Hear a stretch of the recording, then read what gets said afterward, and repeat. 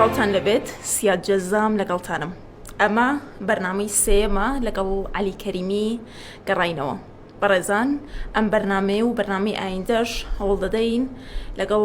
باسکردنی کۆمەڵێکی دیکە لە یادەوەری بەڕێز عەلی کەریمی لەسەر ئەم دوو کتێبەی بوەستین، ڕەتزانەوەی کۆسمۆپۆلیتیزم، هەروەها کتێبی نیشتیمان کە کۆکردنەوەی سەرجەم ئەو بڵاوکراوانەی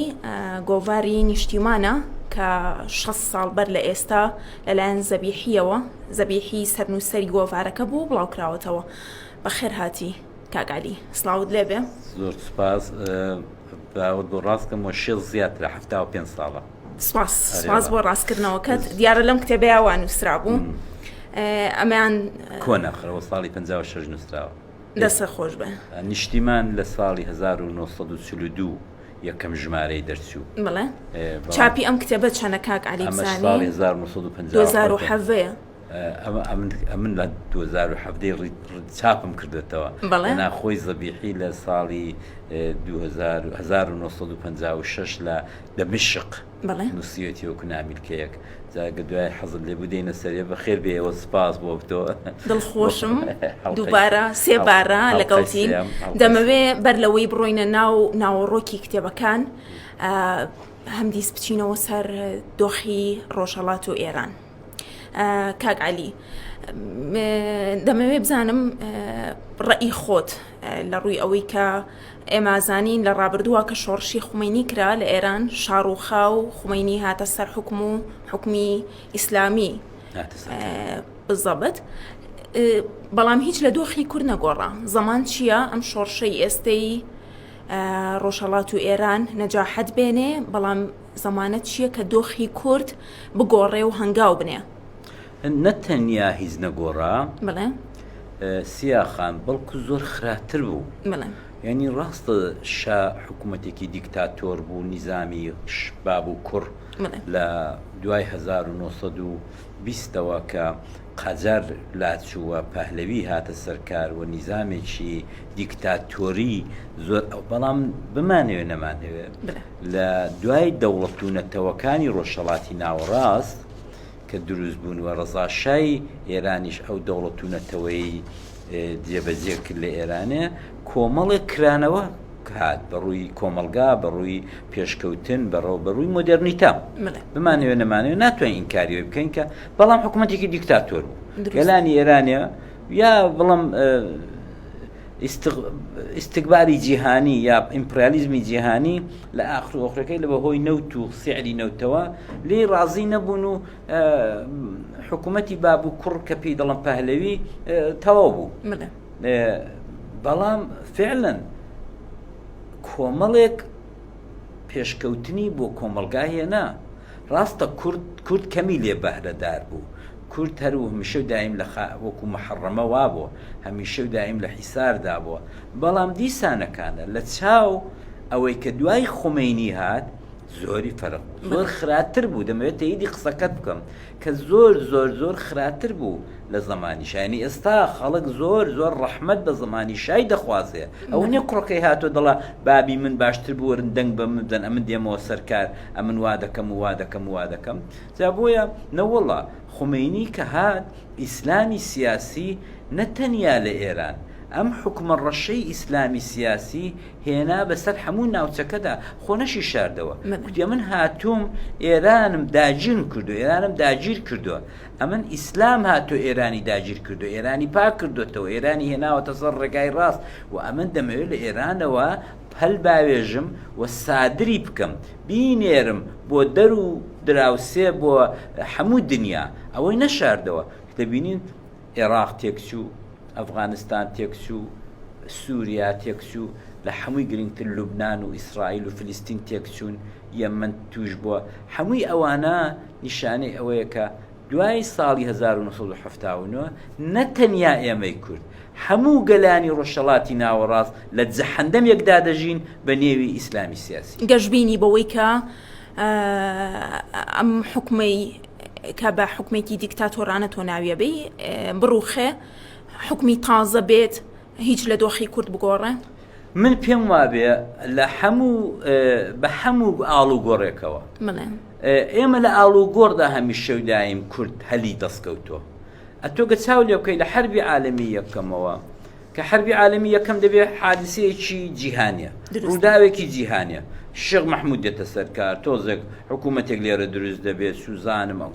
ڕێکخراوی سیاسی دروست دەبن دەواازەیەک دەکرێتەوە دواتر کە حربی عالەمی دووەم دوای 13 ساڵان دەبێت دیسانەکانە هەلێک دەبێت کە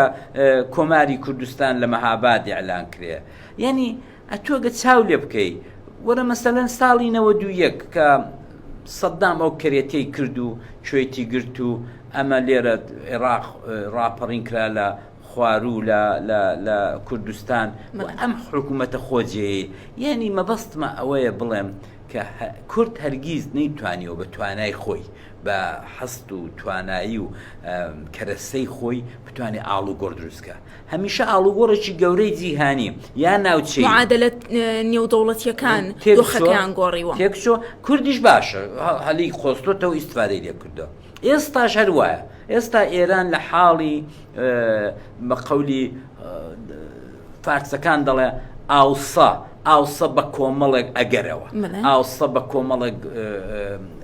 ڕووداوەوە ئەم ئاوسبوونە حتمما ئەو دایکە ئەو لە فارغ دەبێت ینی ڕزگاری دەبێت لەو ئاوسبوونە و چی لێ دەکەوێتەوە بەڕاستی جارێ زۆر زەحمەتە ئەوەی کە من تەمەنا دەکەم وەگەلانی ئێران و سیاسەکانی ئێرانش ئەو ڕۆ تەمەنای دەکەن ئەوەیە کە ئێمە بە ئاشتی بە ڕێکوپێکی بچین بەرەو سندوقی دەنگدان بەرەو سندوقی دەنگدان هەر ئەوەیە کە یەکلای دەکاتەوە لە نێوان من و تۆدا تاقە شتێک کە دەتوانێت یەکلای کاتەوە سندوقی دەنگدان سندوقی دەنگدان بەڵام بە شەرتێک ئێمە ئەوەندە دڵمان فراوان بێ تەمکین و حرمەت بۆ نەتیجەی دەنگدانەکان بکەین و وەکو تەواوی وڵاتانی ئوروپایە ڕازی بین بۆی کە ئەو 4 ساڵی من بردوومەتەوە با من حکم بکەم ئەوانی دیکە ببنە ئۆپۆزیسیۆن یا خۆم ئامادەکەم بۆ 4 ساڵی داهاتوو کە دۆڕاندومە بێمەوە سەرکار باشە کاک عەلی کەریمی تەعاملی ئۆپۆزیسیۆنی ڕۆژهەڵات ئەو ئەحزابە کوردیەکانی ڕۆژهەڵات لەگەڵ ئەم جوڵەی ئێستەی ڕۆژهەڵات و ئێران بەگشتی تەعامولێکی حەکیمانەیە پێت وایە ئەتوانن ڕۆڵی باش بگێڕن ئەوەی کە ئەگەر سەمیمانە و سادقانە بڵێم حتا ئێستا باش بوت لەگەڵ هەمووی کەم کوڕی و ملاحظە و تێبینی لێک جیابوونەوە ئەو جۆرەشتانە بەڵام دیسانەکانە سپاسیان دەکەم وەکو هاوڵاتێک سپاسیان دەکەم بۆ ئەوەی کە تا ئێستا نەچوونە سەر ئەوەی کە ئەو پۆپۆلیزمێکی جاهیلانەی کە بەڵێ بە چەک دەبێ وا بکەین و بە چەک دەوەکە ئەمن چەند مقابلم هەبوو لە تەلەڤیزیۆنەکانی بێگانە و خۆمان ئەو چەند ڕۆژەی کە ژینا جوانە مەرگ بووە و بەڕاستی ئەوەی کە ئیعلانی مانگرتنی گشتیانگر هەموو پێکەوە زۆر باش بوو ئەوە جوابی دایەوە وەختێک هەر 5-6 حیزبەکە پێکەوە ینی یەک ڕۆژ ئیعلانیان کرد ئەمە زۆر باش بوو ئێستاش داوایان لێ دەکەم لە هەمویان کە بەڕاستی تەواضوعێکی زیاتر بنوێنن بۆ یەکتر ئەو تەواضوعە یەکێتیمان بۆ دێنێت دوو جارمان دیت یەک دووشەمەی ئەوڵی دوای ژینا کە دوکان و بازار داخن دوکان دواتر هەفتەی پێش دووشەمەی پێشتر بوو کە داوا کراکە مانگرتن لەسەر تاسەری کوردستان بێتە ڕاگەیاندن ئەویش جوابی دایەوە زۆر چاکی جواب دایەوە جا گوناحە حیزبەکان وا کاتێک دەبینن کە ئەوان پێکەوە لە یەک ڕۆژی مشەخەص و لە یەک ڕۆژی معینین بانگەواز دەکەن بۆ خەڵکە بێنە سەرجادە یا مام بگرن یا دوکان و بازار داخن و ئەوان جواب دەدەنەوە گوناحەکە ئەلەوەی ئیتر ئیستفادە نەکەن من هیوادارم مادام دوو تەجروبەیان دیوە لەو 20 شەوەی ڕابردوو 25 شەوەی ڕابردوودا و جوابی داوەتەوە دیسانەکانە بەردەوام بن لەسەر چالاکی زیاتر لەسەر ئەوەی کە دوو بەڕاستی ئەم ڕۆکانە ڕاستە پێشمەرگە دەتوانێت کاتی خۆی سەعاتی سفر مەکانی خۆی یەکلای کاتەوە بەڵام ئەم ڕۆکانە بوونی پێشمەرگە لە شارەکان زەرەر و زیانێکی زۆرمان پێدەگەێنێ زیانمان دەکاتەوە لە هەموو شۆڕشی گەلانی ئێران ئەم ڕۆکانە چی پێویستی بەوەی هەیە کە ئەم پێشمەرگەی خۆم بە شەهیدکردن بدەم ڕای دەگرم ئەوە تربیەتی دەکەم یەکگرتووی دەکەم ئەرتەشێکی نیشتیمانی پێ دروست دەکەم ئەگە تۆ ئەرتەشی نیشتیمانیت نەبێ وەکو میلیشیا بچێەوە هەر تووشی کۆنفلیکت و تووشی شەڕ و ئەوە دەبینەوە هەروەکو تەجروبەی باشوور کە دیتمان تەجروبەی ڕۆژاوە کە ئەوان یەک ئەرتەشیان هەبوو هێزی نیشتیمانیان هەبووە و ئیجازەیان بە میلیشیای دیکە نەدا کە بچنەوە ژوورێ دەبینین کە تووشی شەڕی براکوژی نەبوون تا ئێستا هیواداریشم کە توش نەبن ئەبەوەی کە ئێمە تووشی ئەم شەڕە نەگریس و شەڕە پیسەی نەبین کە باشووری کوردستان لە 94 تووشی بوو ئێمە دەبێ پێویستیمان بە ئەرتەشێکی یەکگرتو بە پێشمەرگەی یەکگرتو بە لەشکرێکی پێشمەرگەی کوردستان هەیە کە لە ژێر هیچ هەیبەنەیەکی سیاسی هیچ گروپێک نەبێت تەنیا هەیمەنە ئەوە بێکاوە ئەرتەشی نیشتیمانێ و دایکی نیشتیمان دەپارێزێت ئەو دەم کە ئەگەر من بە تەنیا بە جانتایەکەوە چوومەوە بۆ بەرەو پیری دەنگدان ئەمە ناتوانم زۆری لە خەڵک بکەم یا زۆری لە حیزبەکەی دی بکەم یا بیر و باوەڕی خۆم بەسەردا داسەپێنم چونکە ئەمن هێزم لە پشتەوە نییە هێزێک تۆ مەسەن لە بەهاری عەرەبیدا چاو لێ بکە میسر لە هەمووان کەمتر زەرەری کردبووە چونکە بەڕاستی میسر بە درێژایی مێژوو ئەرتەشی نیشتیمانی هەبووە ئەرتەشی حیزبی نەبووە ئەرتەشی میلیشایی نەبووە من هیوادارم کە ئەوان زۆرتر لەسەوە بکەن و ئەو ئەرتەشی نیشتیمانیە ڕابگرن بۆ کاتێک کە بۆشایی دەسەڵات لە ئێران دروست دەبێت کە زۆر نزیکە ئەو بۆشایی دەسەڵاتە نزیک بێت ئەو دەمەتۆ پێشمەرگە دێ ئەو دەستکەوتانەمان بۆ دەپارێزێت کاک عەلی کەریمی سپاس بۆ شەرحەکانە پێم خۆش بوو دەستپێکی ئەم بەرنامەیەشمان بارودۆخی ڕۆژهەڵات و ئێران بوو ڕێی تۆم بۆ زەرورە لەو بارەیەوە با بڕۆینە ناو سیاسەتکردنی خۆت لە باشوور لەو دەمەی کە لە کۆمەڵەی ڕۆژهەڵات دێیت بۆ کۆمەڵەی مارکسی لینینی و لە باشوور دەست بە سیاسەت و خەباتی چەکداری دەکەی ئەو تەجربەیە لە شاخ کە لەناو کۆمەڵەدا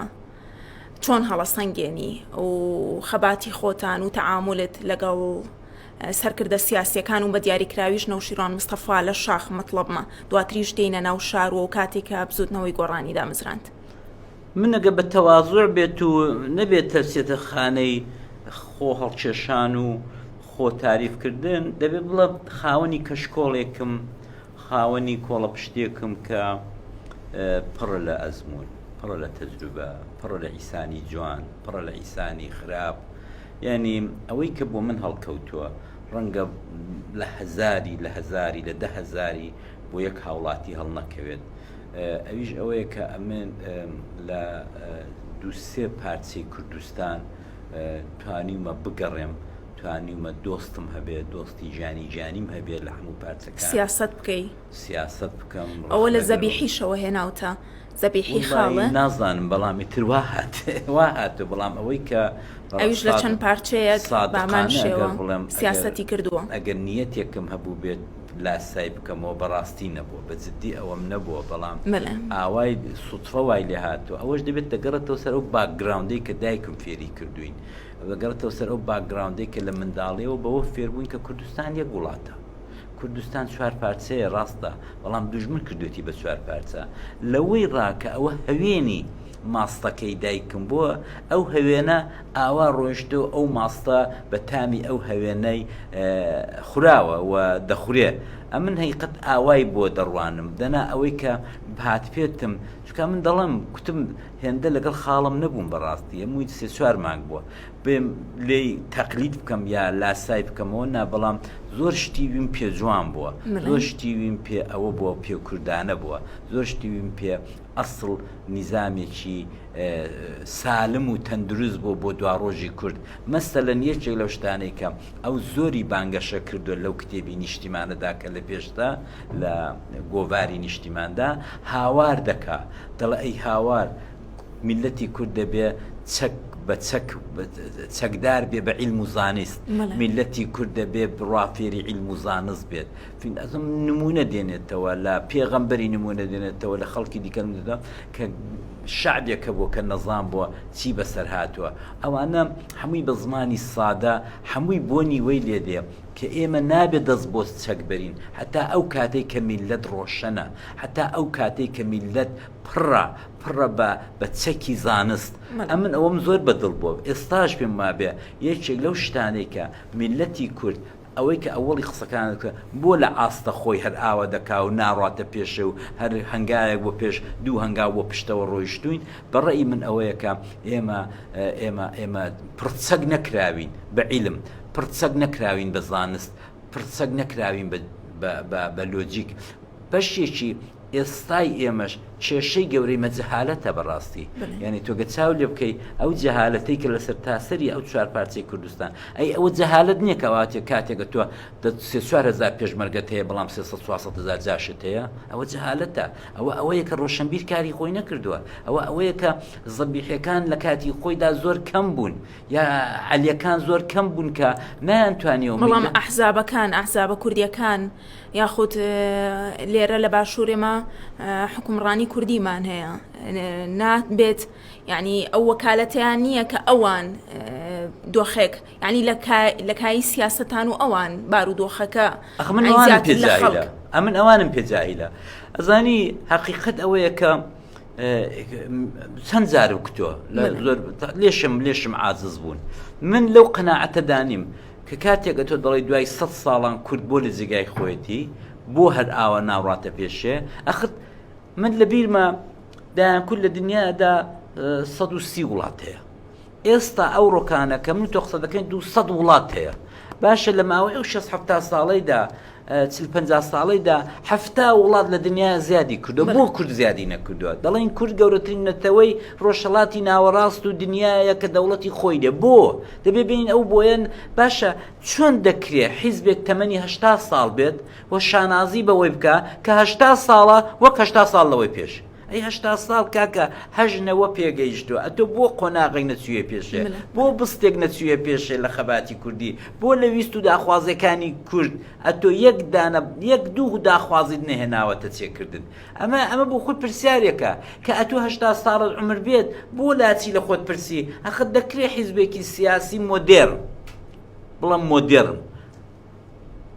بە 80 ساڵان بابێک و کوڕێک سکرتێری ببێتن سەرۆکی ببێتن ئەمە نقصانیە ئەمە جەهالەتە ئێمە بۆیە دەبێ بێنین نقورز لە خۆبان بگرین و بڵێن کە کورد میلەتێکی زۆر فیداکارە کورد میلەتێکە کە هیچ فەرقێکی نیە لەگەڵ میلەتەکانی دیکەی ئوروپایە و ئەوی دیکە شۆڕش گێر بووە ئەنفالی دیوە کیمیایی دیوە هەمیشە دایم لەسەر دڵان بۆ تااقەتی زۆر بووە تەحملی زۆر بووە میلەت لە هەموو دنیای وایە بەڵام ئەوەی کە میلەتێک دەکاتە سوید ئەوەی کە میلەتێک دەکاتە بریتانیا ئەمە نوخبە و ڕۆشنبیرە کە من دەڵم کوردنێتی بڵێ کەواتەوە ئەسبابەکان بوونەوەی کە باسێ کرد 65 ساڵ بەر لە ئێستا لەم نامیلکەی عەبدوڕەحمان زەبیحیە کە بەڕێستان ئامادەتان کردووە و لە عەرەبیەوە وەرگێڕانی بۆ کراوە 65 ساڵ بەر لە ئێستا ڕەدی ئەو نوخبەیەتەوە کە کورد بە حەقی ئەوە نازانێ نابینێ کە خاوەنی دەوڵەت بێ دوای 65 ساڵ بەڕێستان و کورد هەمدیز داوای دەوڵەتی کوردی ئەوە یەکێک لەو سەرەتانانە بوو کە تووشی بزاوی کورد بوو لە دوای کۆمەڵی ژێکاف هەر لە دوای کۆمەڵی ژێکاف حیزبی دموکرات هات کۆمەڵی ژێکافی سەغیر کرد کۆمەڵی ژێکافی وەلانە هەروەکو کۆدەتایەک هەروەکو کۆدەتایەک هێنای حیزبی دموکراتی کوردستانی ئێرانی لە جێگایدانە کۆمەڵی ژێکاف دەیکوت کورد دایکی نیشتیمان لە زنجیر و کۆت و بەندایە ڕسمێکی چێشا بۆ شانوویەکی دروست کرد لەسەر جادەکانی بۆکان و نەغەدە و مەهاباد پیاوێکی پی وەکو ژن ڕازانبوویانەوە لەو شانووی دایکی نیشتیمان وەکو دایک وەکو ژنێکی پیر 4 نەفەر دەست و قاچ و دوو دەست و دوو قاچ و دوو ئەوان بە زنجیر کردبوو لە کۆت و بەند کردبوو لێیان دەدا دایان تولاندەوە لەو نمایشەیدا ئەوە نمایشی ئەوە بوو کە کورد دایکەکەیە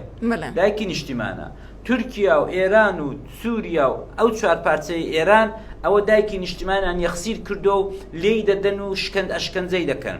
هاتن بەو زمانە سادەیە خەڵکی لادێ و گوندەکان و کە ئەو دەمە تۆ چاو لێ بکە لە شارێکی وەکو مەهاباد 15 کەس خوێندەواری نەبووە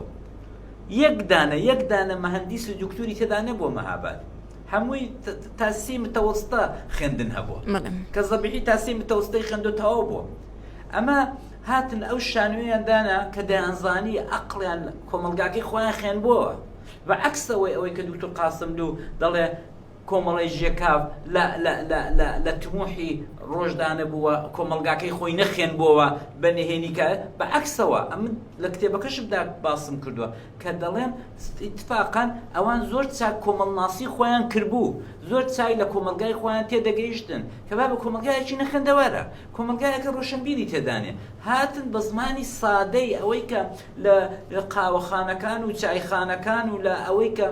شەوانی ڕەمەزان و شەوانی زستان خەڵک دەهات نمایشی ڕۆستەم و سۆهراب شتی ئاوای دەکرد ئەبەو زمانە سادەیە هاتن بە خەڵکیان کوت ئەی هاوار خەڵکی لادێ خەڵکی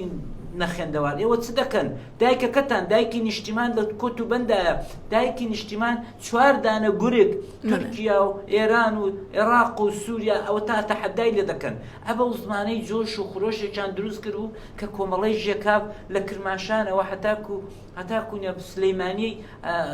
دەنگی دەڕۆی ئەمن پێم وابێ ئەگەر ئەوان بەو ڕێگایدا هێشپیان ئیدامە بدرێت و ئەوان هاتن نەیان هێشت ئەو کۆمەڵەیە بە ڕێگای خۆیدا بڕوە و خوێندەوار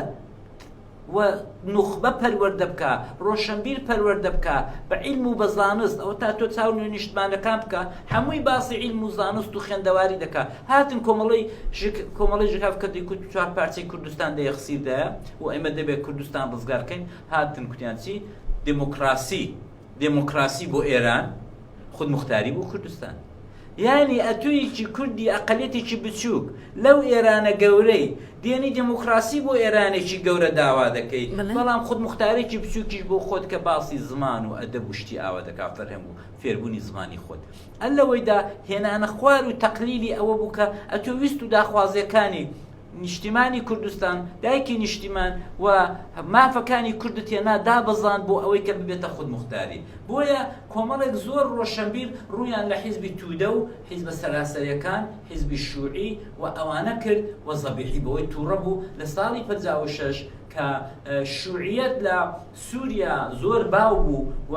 زۆربەی گەنجانی کورد زۆربەی نوخبەی کورد ڕوویان لە حیزبی شووعی و حیزبی کۆمونیست و ئەوانە کردبوو ئەو نامیرکەی نووسی ڕەدانەوەی کۆزمۆپۆلیتی کە بابە ئێوە دەڵێن کورد ئومەنیە با ئێمە بچین پرۆلتاریای سووریا ڕزگارکەین پرۆلتاریا و کرێکارانی ئێران ڕزگارکەین ئەمە هەڵەیە کورد ئومەیە و کورد شایانی ئەوەیە کە دەوڵەتی خۆی هەبێ و ئەگەریش ئێوە باسی کرێکار و چینی کرێکار و ئەوە دەکەن و خەباتی دیژە ئەمپریالیزم دەکەن و خەباتی مارکسیستی دەکەن فەرمون بە ناوی کورد بیکەن بۆ بە ناوی ئێران و عێراق و سووریا دەیکەن ئەو نامیرکەیە دەنگی داوە و کاتی خۆی من بە چاکم زانی کە بۆ ئێستا شەروایە بە دڵنیاییەوە پاش 65 ساڵ ڕۆشنبیری ئێران هەنگاوێکمان نەناوە هەمویان لەگەڵ حزابی ئێرانی حزبی دموکراتی کوردستان دڵێ ئەمن لە هەموو ئێرانێک ئێرانی ترم یەکێتی نیشتیمانیەوە تاوە بۆ خۆتان دەزانن کە ئەوەندەی کە باسی عێراقچێتی دەکات خۆیان عێراقیان زندوو کردەوە خۆیان عێراقیان دروست کردەوە پارتی دموکراتی کوردستان کە زوو مزایدەی کوردایەتی دەکات دەبینی لە هەموو عێراقێک ئەوانیش عێراقی ترن هەموو ڕۆژە دەستنە بەر دەرگای شیعە و بەر دەرگای سوننە دەپاڵێنەوە بۆ مەعاش و بۆ ئەو جۆرەشتانە ئەمە میلەتی کوردی شکاندووە بۆیە دەڵێم ئێستاش ئەو ڕەدعەلە کۆزمۆپۆلیتیەی کە زەبیحی لە ساڵی 1956 لە سووریا نووسیوەتی و بەگشت ئەو ڕۆشنبیرە کوردانەدا هاتوێتەوە کە دەڵێن کورد ئومەنیە و ئێمە بەشێکی لە پرۆلتاریای سووری یا پرۆلتاریای جیهانی ئەوە هەڵەیە لەگەڵەوەی کە داوای حەقی بەدەوڵەتبوون بۆ کوردەکە بەڵام ئاماژە بۆشەدا کە کورد پێویستە لەو جاهلیەتەی کە لێرەیە باسەکرێ هەنگاو بنێ و بڕواتە دەر و ئەو کاتە خۆی بناسێ ئیمانی بە شخصیەتی خۆی هەبێت بڕوای بە توانای خۆی هەبێت ئەمە زۆر گرنگەکە ئەو حەولی داوەکە کاکو تۆ پێویست نییە لەسەر قاچی فارس و عەجەم بوەستی تۆ پێویست نییە لەسەر قاچی عەرەب بوەستی تۆ پێویستە لەسەر قاچەکانی خۆت بوەستی. کاک عەلی کەریمی سیاسەتی خۆت لە سووریا لە پارتی دیموکراتی کورد لە سووریا بۆت گرنگە ئاماژەی پێ بدەی لێرە ئەو تەجروبەیە؟ وڵی ئەوان زۆر سادە بوونەوە کاتی بڵێ کە زەبیحی چۆتە ناویان ماڵیش بەدرخانەکان لەوێ وەکو بنەماڵەیەکی ڕۆشنبیر و ڕۆشنگر لەوێ زۆریان تاسیر هەبووە دیوەخانێکیان هەبوو کە هەمیشە دایم نوخبەی وەکو زەبیحی و هەمی دەروێشوانە لەوێدا خۆیان جێکردەوە عوسمان سەبری و ئەوانە لەوێدا خۆیان جێکردوتەوە هەمیشە دایم بەشێک بوون لەو کەسانەی کە پێشەنگی ڕۆژنامەگەری پێشەنگی ئەوە بوون کە کوردایەتی بکەن وار ئەو کاتی کە زەبیحیش لەوێ بۆ لەگەڵ مام جەلالی هەر ئەو حیزبی پارتی کوردی سووریایان بۆ پێ دروست کردوون و یارمەتیان کردوون بە ئەو گەنجانەی کە ئەو دەم لەوێ فکر و هەستی کوردایەتیان دەمێشکدا بۆ نەچوون بەرەو حیزبی شوعی سووری و ئەوان وەکو حەمید دەروێش و عوسمان سەبری و ئەوانە کۆمەڵێک برادری دیکەی ئەو حیزبە کە ئێستا بەخۆشیەوە بەشێکیان ماون کاک حەمیدە و ساڵانە فەوتی فەرموو بەڵام ئەوانی دیکە ماون بەشێکیان و ئەوەش هەر دەبێت بڵین جێدەست و پەنجەی ئەو کوردانەی تێدا بۆ کە وەکو زەبیحی کە بڕوایان بەوە بۆ کە کورد بۆ خۆی دەبێت ئەگە کۆمۆنیستەوە بۆ خۆی کۆمۆنیست بێ نەک بە زمانی ئێرانی یا بە زمانی فارس یا بە زمانی عەرەب یا بە زمانی سووری ئەگەر حیزبی کۆمۆنیست دادنێ حیزبی کۆمۆنیستی کوردستان دانێ ئەگەر حیزبی مارکسی دادنێ حیزبێکی مارکسی کوردستان دابنێ بۆ دەسی لەگەڵ نوخبەی فارس و عەجەم و عەرەب بە کۆیلەیوان و ئەوانی ژۆ کۆیلە وەکو ئەقەلیەت لە ژێر دەستی خۆی سەیرت دەکەن و دوایش ئینکاری مافەکانت دەکەن. کاگالی کەریمی مۆزوع و بابەتمان زۆر ماوە لەگەڵێ هەوڵین لە بەرنامەی ئایندە و کۆتا بەرنامە گیان بکەینەوە سپاس لەگەڵمان بووی بەڕێزان بەرنامەی ئایندە لەگەڵ عەلی کەریمی نووسەر و سیاسەتمەدار دێینەوە شاد بن سپاسکەم.